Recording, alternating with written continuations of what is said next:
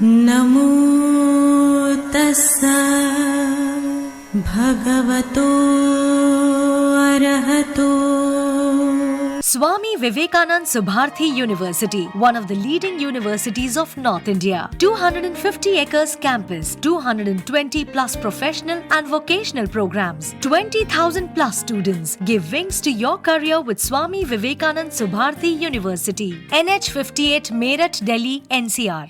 Subharti cancer institute, विश्व की अत्याधुनिक मशीन द्वारा कैंसर का हर तरह का इलाज, साथ ही MRI, cardiac CT scan, kidney, hip and joint transplant, hair transplant, endoscopy, laparoscopy, neurosurgery आदि सुविधा भी उपलब्ध हैं। 24 hours emergency, dialysis and diagnostic services. Subharti hospital, NH 58 Meerut. Raj Bihari Bose, Subharti University, Dehradun. The road to your professional development starts here. Registration and admissions are open. For more info, dial 761-758-5561, 761-758-5566 or log into our website www.rbbsu.edu.in. नमो बुद्धाय। मैं RP Singh आप सभी का बहुत बहुत स्वागत करता हूं हमारे विशेष कार्यक्रम धम्मदीप में। जैसा कि आपको विदित है, धम्मदीप एक ऐसा कार्यक्रम है जिसमें तथागत बुद्ध के जीवन पर, या हम कहें कि तथागत बुद्ध के जीवन के हर पहलू पर आप तक हम बहुत ही जाने माने विशेषज्ञों द्वारा जानकारी देते हैं। हम आपको आज अपने देश के उत्तराखंड में ले चलते हैं, जहां देहरादून में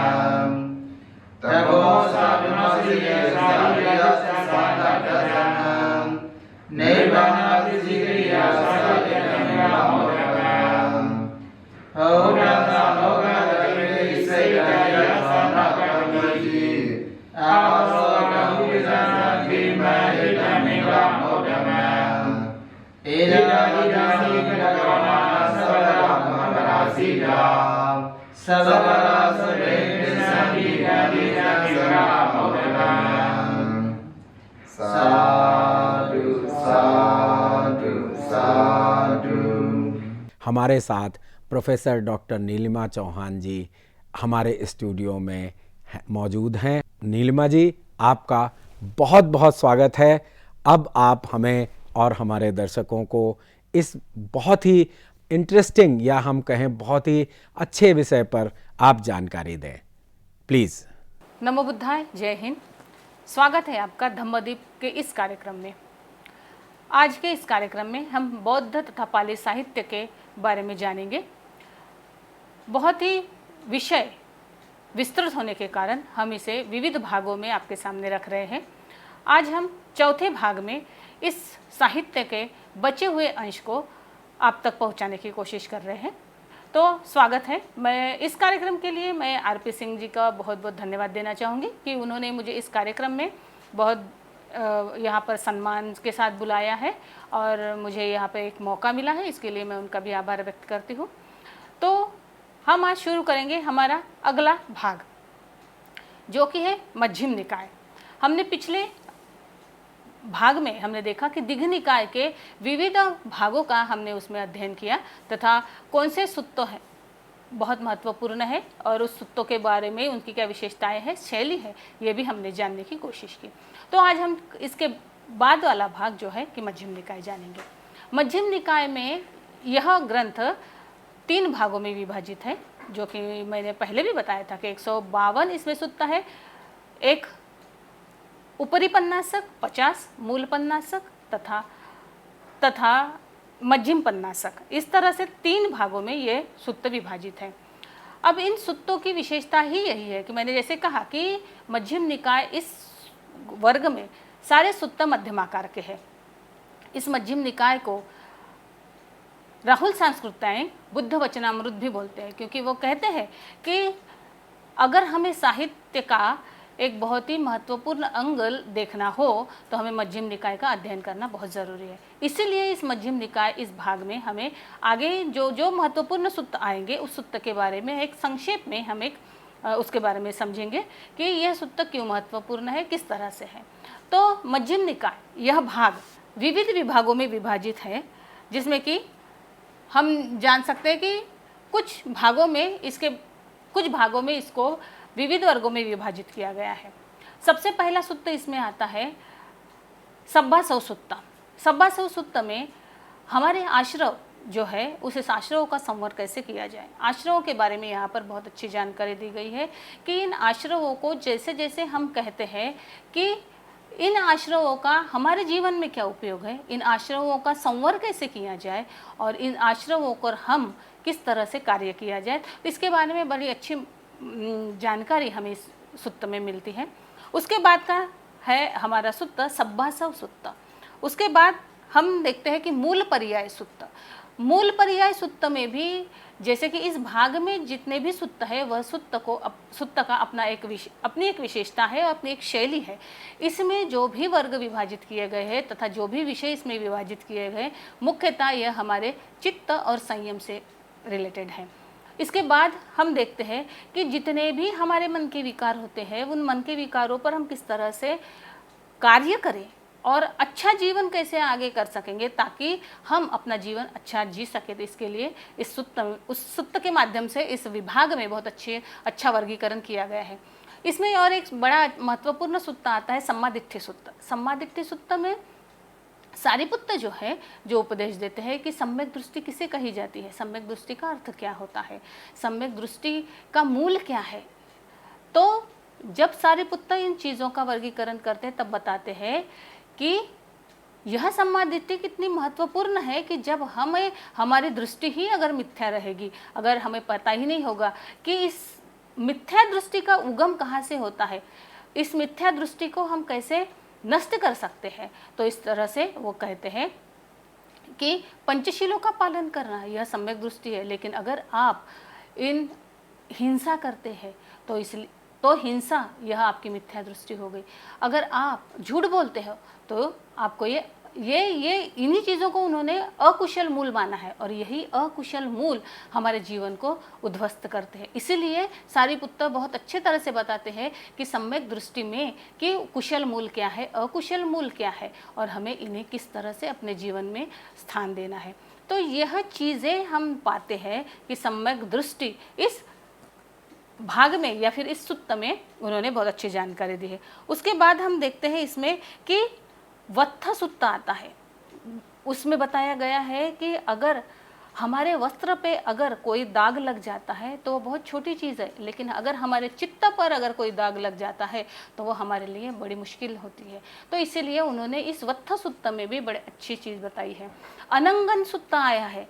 इस सुत्त में भी हमें चित्त और चित्त से संबंधित जितने भी अकुशल धारणाएं हैं, जितने भी हमारे विकार हैं, उन विकारों का वर्गीकरण इन सुत्तों में किया गया है। इसीलिए मध्यम निकाय का यह वर्ग जो हम बोलते हैं कि यह जो मूल पन्नासक है, उन मूल पन्नासक में हमें अपने चित्त, चैतसिक और कुछ ऐसे विकारों के बारे में इसमें बड़ी अच्छी जानकारी मिलती है कि जिसको पता करने के बाद हम अपना जीवन बहुत अच्छा जी सकते हैं। उसके बाद यहाँ पर हमें दिखाई देता है कि एक सिंहनाद वग्ग है इसमें, और इसमें महासिंहनाद सुत्त भी है। चूल सिंहनाद है, महासिंहनाद है, और इसके साथ साथ महादुख सुत्त, महासच्चक सुत्त, अनुपम सुत्त, वनपत्थ सुत्त, ऐसे कई ऐसे सुत्त है। इन सुत्तों के माध्यम से हमें दिखाई देता है कि किस तरह से बुद्ध ने इन सुत्तों को अपने जीवन में लोगों के उपयोग के लिए, लोगों के जीवन में जीवन सुधारने के लिए किस तरह से इसका उपयोग किया है,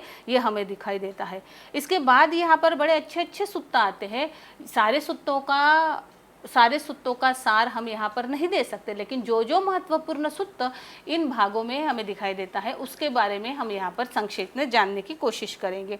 तो इसमें अरिय परिय सेन सुत्त भी है, रथविनीत सुत्त है जो कि अलगंपक सुत्त है। उसके बाद ककचुपम सुत्त है। ये सारे सुत्त जो है, इन सुत्तों का वर्गीकरण हमें मध्यम निकाय में दिखाई देता है। इसके साथ ही महावेदल्ल सुत्त, चूलवेदल्ल सुत्त, यह सुत्त बड़ा महत्वपूर्ण है क्योंकि इन सुत्तों में हम किस तरह से एक प्रश्न पूछते हैं और इन प्रश्न का उत्तर प्रति प्रश्न में किस तरह से दिया जाता है, यह एक भगवान बुद्ध के उपदेशों की बड़ी अच्छी शैली हमें इस सुत्त के माध्यम से दिखाई देती है। और इसीलिए महाचुल्ल सुत्त और मध्यम चुल्ल सुत्त, तो इन सुत्तों के माध्यम से हमें बड़ा अच्छा विश्लेषण बुद्ध के उपदेशों का मिलता है और बुद्ध की शैली और विशेषताएं की जानकारी हमें मिलती है। इसके साथ साथ हमें यहाँ एक करंदक सुत्त भी मिलता है, जिस सुत्त में हमें मनुष्य किस तरह से श्रेष्ठ है और मनुष्य का जीवन श्रेष्ठ होने के साथ साथ हम मनुष्य के जीवन को और आगे किस तरह से अच्छा बना सकते हैं, इसके बारे में इसमें कहा गया है। तो ये चीज़ें यहाँ पर मनुष्य के चित्त को गहनता से समझने के बाद इन सुत्तों की जानकारी अगर हम ज्ञात करते हैं तो शायद हम लोगों के लिए यह बहुत ही आसान हो जाता है। और कुछ इसमें सुत्त है जीवक सुत्त, जैसे अभय राजकुमार सुत्त है, जीवक सुत्त है, और कई ऐसे बहुवेदनीय सुत्त है। तो इन सुत्तों में भी हमें मध्यम निकाय के सुत्तों में हमें भगवान बुद्ध की उपदेशों की बहुत अच्छा माध्यम है। इस अभय राजकुमार सुत्त में हमें दिखाई देता है कि जब भगवान बुद्ध अभय राजकुमार के घर भोजन के लिए आते हैं तब अभय राजकुमार जहाँ से रोड शुरू होता है वहाँ से महाल तक, ताकि भगवान बुद्ध के पैर नीचे ना रख सके, इसलिए वह एक तरह से रेड कारपेट बिछाता है। तो इस तरह से जब भगवान बुद्ध उसे देखते हैं कि यह इतना ज़रूरी नहीं है, भगवान बुद्ध जैसे ही वो देखते हैं तो भगवान बुद्ध से उसे उठाने के लिए कहते हैं और फिर अभय राजकुमार उसे समेट लेता है। तो इस तरह की चीज़ें हमें इस बुद्ध के वचनों के माध्यम से इस सुत्त में दिखाई देती है कि अभय राजकुमार के लिए कि महत्वपूर्ण वस्तु क्या है। महत्वपूर्ण ये नहीं है कि आप कितने बड़े हो या आप कितना अच्छा रह सकते हो या आप किस तरह से जीवन जीते हो। बड़ा ये है कि आपका व्यवहार दूसरों के साथ कैसा है, आप किस तरह से सोच रखते हैं और आप किस तरह से आगे बढ़ते हैं। ये सबसे महत्वपूर्ण संदेश भगवान बुद्ध ने इस सुत्त के माध्यम से देने की कोशिश की है। तो इस तरह से जब हम देखते हैं कि इन सुत्तों को भगवान बुद्ध के मध्यम निकाय इस उपदेशों के भाग में रखा गया है, क्योंकि मध्यम आकार के सूत्र, क्योंकि इसमें कोई भी दीर्घ नहीं है। जैसे कि हमने पहले भाग में देखा था कि दीर्घ निकाय के सारे दीर्घ सूत्र बड़े बड़े सूत्र है, लेकिन इसमें मध्यम आकार के हैं, इसीलिए इसका सार जो है हमें जल्दी पता चल जाता है। और छोटे सूत्र हैं, और छोटे सूत्रों के साथ साथ इस सूत्रों में पूर्ण सार गर्भित सूत्र है।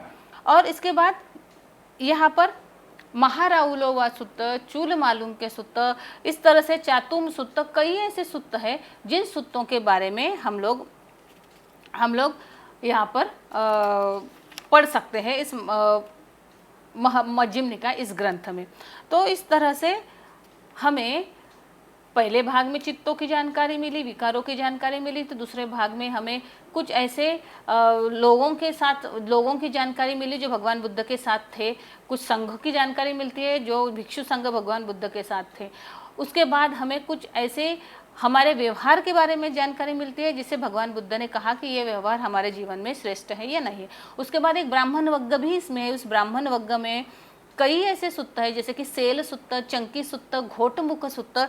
इन सूत्रों के माध्यम से हमें एक मानसिकता पता चलती है कि जो भगवान बुद्ध के साथ किस तरह से व्यवहार करते थे, और भगवान बुद्ध इन सारी मानसिकताओं को समझकर उनके साथ कैसे व्यवहार करते हैं। तो इन व्यवहारों के माध्यम से हमें पता चलता है कि एक ब्राह्मण मानसिकता थी जो समाज में बड़ा प्रभाव रखती थी। उन प्रभावित ब्राह्मण लोगों ने भगवान बुद्ध की कई बार अपमानित किया, और भगवान बुद्ध को कई ऐसे प्रश्न पूछे जो कि उसका संदर्भ कहीं पर भी हमें इतना अच्छा नहीं मिलता है, क्योंकि उन्होंने कई जगह अपमानित करने की भी कोशिश की है, लेकिन भगवान बुद्ध ने शांत चित्त से, शांत विचार से उन सारे प्रश्नों को बड़ा अच्छे से उत्तर देने की कोशिश की है।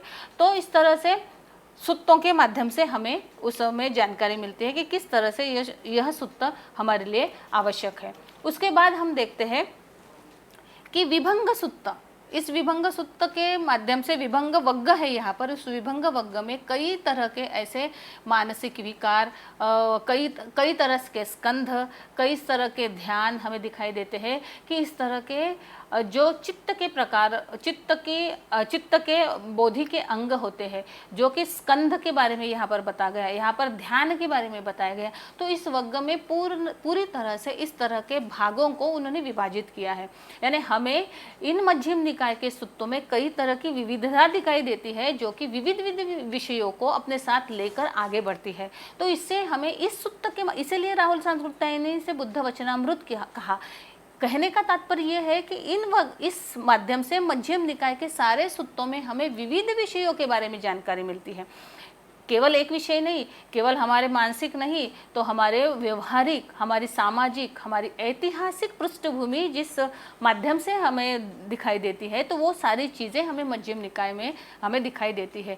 चाहे वो व्यक्ति के व्यवहार से संबंधित हो, चाहे वो व्यक्ति की सामाजिक प्रतिष्ठा से संबंधित हो, चाहे व्यक्ति की ऐतिहासिक पृष्ठभूमि से संबंधित हो, चाहे भौगोलिक हो, तो ये सारी चीज़ें हम लोगों को इस केवल मध्यम निकाय के इस वग्ग में हमें दिखाई देती है। उसके बाद बड़ा अच्छा सड़ायतन वग्ग आता है। तो जो कि सड़ायतन वग्ग में हमें कई जगह पे दुख क्या है, दुख की मीमांसा की गई है। उसके बाद दुख के कारण की मीमांसा की गई है, 4 आर्य सत्यों की मीमांसा की गई है। इसके साथ साथ इस भाग में दुख के निवारण की बातें भी कही गई है। तो ये जो चीज़ें, जो मूलभूत चीज़ें हैं समाज की और तत्व ज्ञान की या फिर वांग्मय की हम जिसे कह सकते हैं, तो वो सारी चीज़ें इस मध्यम निकाय इस ग्रंथ में बड़ी अच्छी हमें दिखाई देती है। इसलिए भगवान बुद्ध जिस दक्षिण छोर से निकले और जिस उत्तर दिशा में पहुँचे, जिस ग्राम से गुजरे, जिस शहर से गुजरे, जिस जनपथ से गुजरे, भगवान बुद्ध जिन जिन यात्राओं में जो भिक्षु उनके साथ थे, चाहे वो कोई भी हो, तो इन सारी चीज़ों का वर्णन हमें मध्यम निकाय में मिलता है। क्योंकि मध्यम निकाय में विषयों की विविधता है, विषयों की विविधता के साथ साथ हमें बुद्ध वचनों की भी विविधता दिखाई देती है।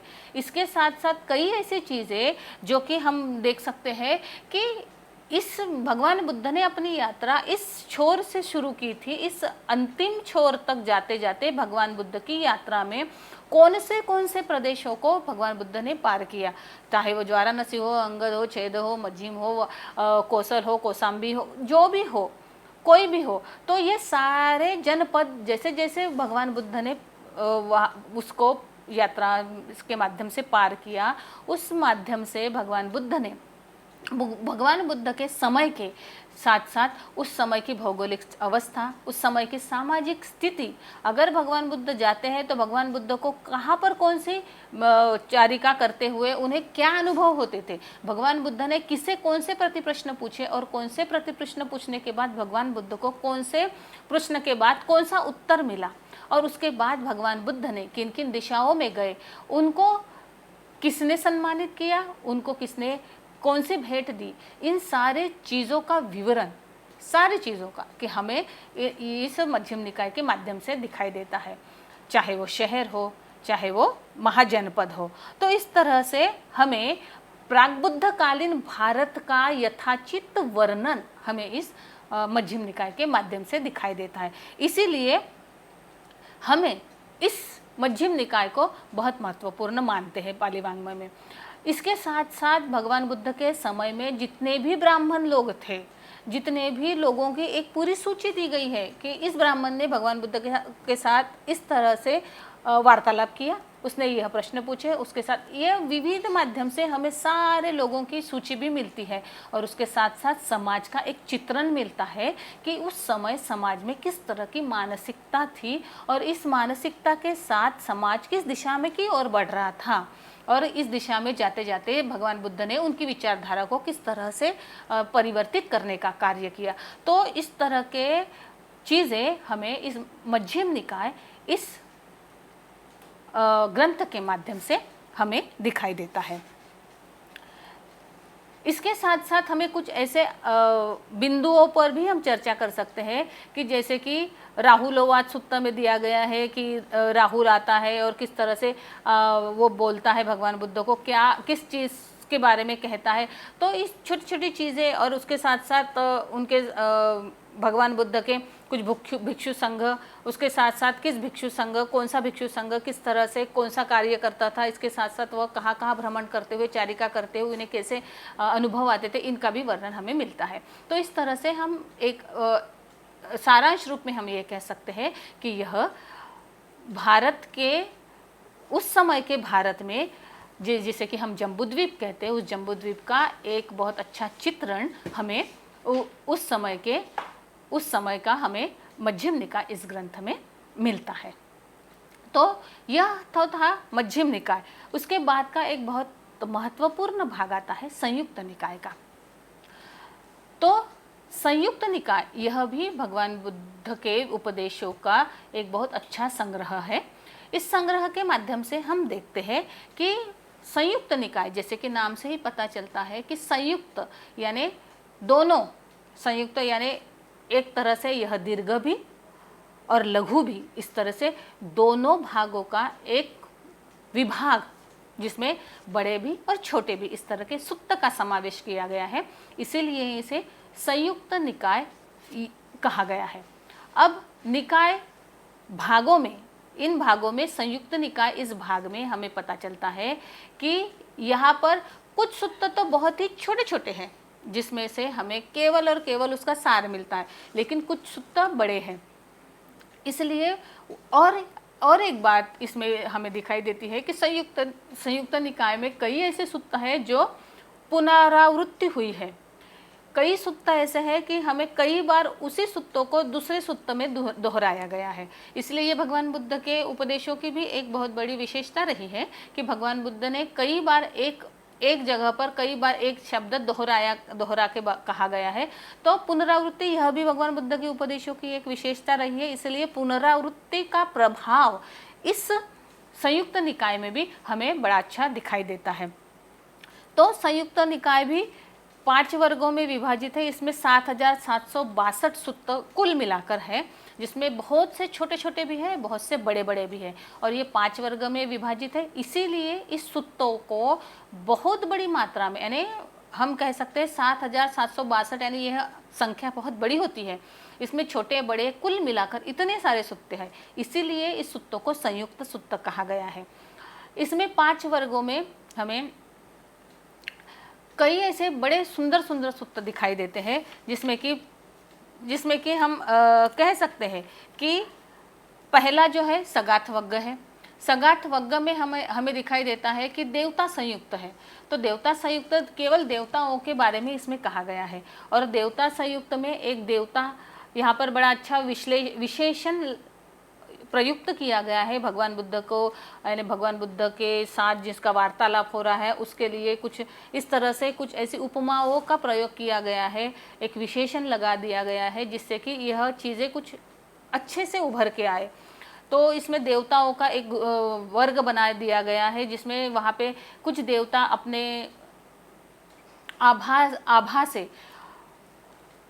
प्रकाशित करते हुए वह भगवान बुद्ध के समीप आती है, और यहाँ पे ऐसे कहा गया है कि वो देवता अपने आभास से पूरी वो प्रकाशमान करती है वह जगह, और उसके बाद वह आकर भगवान बुद्ध को प्रणाम करते हैं और भगवान बुद्ध से प्रश्न पूछते हैं। तो इस तरह से एक विशेषण वहाँ पर दिया गया है कि इस विशेषण के माध्यम से वहाँ पर यह बातें बताई गई है।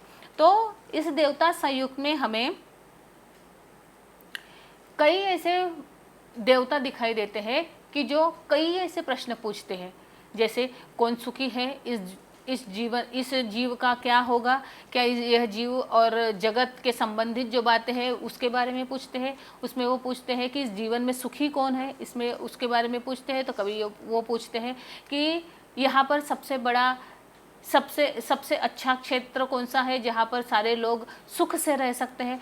तो कई जगह पे वो पूछते हैं कि यहाँ पर ऐसी क्या चीज़ है जिससे हम अपने जीवन में सुख के माध्यम से रह सकते हैं, या ऐसा कौन सा मार्ग है जिसे हम जिसे स्वीकार कर सकते हैं। तो इस तरह से कई ऐसी चीज़ें देवता पूछते हैं भगवान बुद्ध को, और भगवान बुद्ध बड़ी शांत स्वर से उन्हें उत्तर देते हैं, और उसके बाद वह चले जाते हैं। तो इस तरह से कई ऐसी चीज़ें, उसके बाद देवदत्त सुत्त संयुक्त है, जिसमें कुछ देवता पुत्र रहते हैं, जो देवता पुत्र आते हैं भगवान बुद्ध से और भगवान बुद्ध को कई ऐसी बातें पूछते हैं, जिसमें वो कहते हैं कि हम अपने क्रोध का त्याग कैसे कर सकते हैं, या फिर हम अपने क्रोध को कैसे वश में कर सकते हैं, या हम अपनी तृष्णाओं को कैसे वश में कर सकते हैं, या फिर सबसे बड़ी तृष्णा कौन सी है, इन तृष्णाओं के क्या कारण है, इन तृष्णा हमें कैसे आती है। तो ये सारी चीज़ों का वर्णन हमें इस संयुक्त निकाय के इस वर्ग में दिखाई देता है। और कौशल संयुक्त है। कौशल संयुक्त में कौशल राज प्रसेनजीत जो है उसका बारे में बताया गया है कि एक बावरी नामक ब्राह्मण रहता था, कि बावरी ब्राह्मण भगवान बुद्ध के पास आता है और भगवान बुद्ध से प्रश्न करता है। उसके बाद वहाँ पर प्रसेनजीत और अजात शत्रु के बीच का वर्णन, बिंबिसार का वर्णन, इसके बाद उसमें कई ऐसी चीज़ें है जिसके बारे में इस संयुक्त निकाय में हमें पता चलती है। इसके बाद एक बहुत ही अच्छा सुत्त है, इसमें मार सुत्त, एक मार संयुक्त भी है संयुक्त निकाय में, जिसमें कि मार जो होता है, इसे मार इस अर्थ में कहा गया है कि हमारे मन में आने वाले अकुशल विचार, जो बुरे विचार होते हैं, उसे मार कहा गया है। और मार संयुक्त इस विषय को या फिर इस संज्ञा को यहाँ पर बड़ा अच्छा विश्लेषित किया गया है। ये मार जो होते हैं, जो हमारे मन में उठने वाले अकुशल विचारों को प्रदर्शित करते हैं, तो ये मार बार बार हम आते हैं, और उस मार के माध्यम से भगवान बुद्ध ने इनके ऊपर कैसे विजय पाई। कई ऐसी भिक्षुनियों का वर्णन भी इसमें आता है कि उन भिक्षुनियों ने इस मार को कैसे अपने वश में किया। उसके बाद ये मार हमें से क्या कहना चाहते हैं और हमसे क्या करवाना चाहते हैं, इस दिशा में भी इस संयुक्त में बड़ा अच्छा वर्णन किया गया है। एक तरह से अगर देखा जाए तो संयुक्त निकाय का विषय भी बहुत ही ज़्यादा विस्तृत है और बहुत ही बड़ा है। इसमें सारे सुत्त तो हम नहीं ले सकते हैं, लेकिन जो महत्वपूर्ण सुत्त है उन सुत्तों के बारे में अभी हमने आपसे बात की है, क्योंकि इसमें कई ऐसे सुत्त हैं, इन सुत्तों के विषय भी विविध है। इसमें कई ऐसे सुत्त हैं जो सुत्त हमें बड़ा अच्छा मार्गदर्शन करते हैं, जो सुत्त कि हमें हमारे जीवन में कैसे हम लोग रह सकते हैं, और विविध विषयों को भी लेकर हम इन सुत्तों के बारे में हमें पता चलता है। इसीलिए इन सुत्तों को अगर हम संयुक्त निकाय के इन सूत्रों को अगर हम पढ़ते हैं, इन सूत्रों के बारे में अगर हम जानते हैं, तो निश्चित ही हमारा भी कल्याण होगा, समाज का भी कल्याण होगा और सभी का कल्याण होगा। तो आज हम यही रुकेंगे। हम लोग अगले भाग में आगे के सूत्र के बारे में जानेंगे। तब तक के लिए आप मुझे इजाज़त दीजिए। जय हिंद, नमो बुद्धाय। डॉक्टर नीलिमा जी, आपका बहुत बहुत आभार। आपने बहुत ही अच्छा हमारा मार्गदर्शन हमारे दर्शकों का किया, और साथ ही हम इस बार के लिए भी आभारी हैं कि आपने अपना समय निकाला। तब तक मैं आरपी सिंह मेरठ स्टूडियो से और प्रोफेसर डॉक्टर नीलिमा जी देहरादून स्टूडियो से आपसे लेते हैं विदा। कल इसी समय आपके समक्ष फिर उपस्थित होंगे। नमो बुद्धाय। सुभारती कैंसर इंस्टीट्यूट, विश्व की अत्याधुनिक मशीन द्वारा कैंसर का हर तरह का इलाज, साथ ही MRI, cardiac CT scan, kidney, hip and joint transplant, hair transplant, endoscopy, laparoscopy, neurosurgery आदि सुविधा भी उपलब्ध हैं। 24 hours emergency, dialysis and diagnostic services. Subharti hospital, NH58 Meerut. Raj Bihari Bose, Subharti University, Dehradun. The road to your professional development starts here. Registration and admissions are open. For more info, dial 761-758-5561, 761-758-5566, or log in to our website www.rbbsu.edu.in. Swami Vivekanand Subharti University, one of the leading universities of North India. 250 acres campus, 220 plus professional and vocational programs, 20,000 plus students. Give wings to your career with Swami Vivekanand Subharti University, Meerut, Delhi, NCR. नमो तस्सा भगवतो